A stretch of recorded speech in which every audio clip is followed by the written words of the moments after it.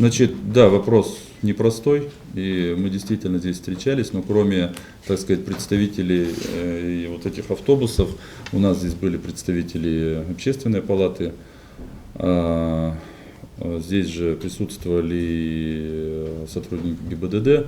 Почему? Потому что все-таки и у них тоже много, так сказать, вопросов и в урегулировании этого процесса.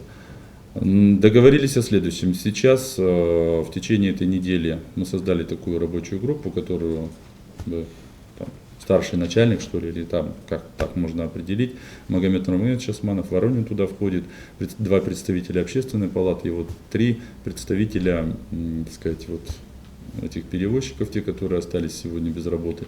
Договорились о том, что они предоставят список тех машин и тех людей, которые конкретно на сегодняшний день без работы. Потому что не секрет, что часть людей, которые были на этих маршрутах, уже и машины свои продали. Часть машин, те, которые отслужили свое, и их уже дальше эксплуатировать невозможно. Они проржавели насквозь, и, так сказать, и техосмотр-то, наверное, не пройдут. Вот эти машины соберут, этих людей соберут. Затем эти машины будут предъявлены на осмотр дополнительный в ГИБДД. ГИБДД их осмотрит на предмет безопасности и плюс пробьет по каждому. Ведь вот на каждой машине есть количество нарушений. То есть помните ситуацию, когда «Газели» у нас на перегонки, так сказать, за пассажирами здесь творили чудеса просто Формулы-1 на наших дорогах. И, так сказать, по многим машинам есть запредельное количество этих нарушений, и мы должны выявить, кто там были водителями на тот период, прочее. И вот определим тот список машин, которые действительно сегодня, самая-то большая проблема в том, что они, как говорят, мы купили эти машины в кредит, в лизинг, мы должны платить, значит мы должны зарабатывать. Мы определим круг вот тех машин, которые более или менее новые, отвечают требованиям безопасности, на них нормальные водители, на них есть, так сказать, вот это уже получается не такая, как первоначально называлось там и количество машин, и количество людей. И дальше мы с ними смотрим по согласованию с перевозчиком, который выиграл конкурс на перевозки. Совместно с ними определяем.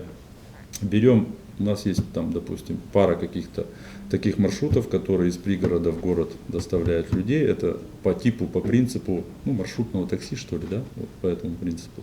И мы вот где-то пытаемся помочь вот в такой реализации. А с какими-то машинами мы, может, просто помогаем, продать эту машину, да. А затем тот же Гортранс, Сыктывкар Гортранс, сегодня приобретает новые машины, увеличивает парк автобусов и предлагает работу и водителям, и кондукторам. Правда, здесь с их стороны звучало такое, что вот зарплата там маленькая, но вот она, водители же, они есть водители, поэтому предложение такое есть. И управление по занятости, Козлов Сергей Николаевич тоже нам дал свои предложения по тому, где, так сказать, какие есть вакансии, потому чтобы трудоустройство. То есть мы договорились взаимодействовать в данном вопросе, и главный вопрос это трудоустроить людей, и с тем транспортом, который совсем вот находится впрямую, мы, так сказать, выясняем, что в лизинге и прочее, может быть, с организацией вот таких пару маршрутов, которые мы все равно планировали открывать, но с помощью, так сказать, другого транспорта, но может будем использовать его.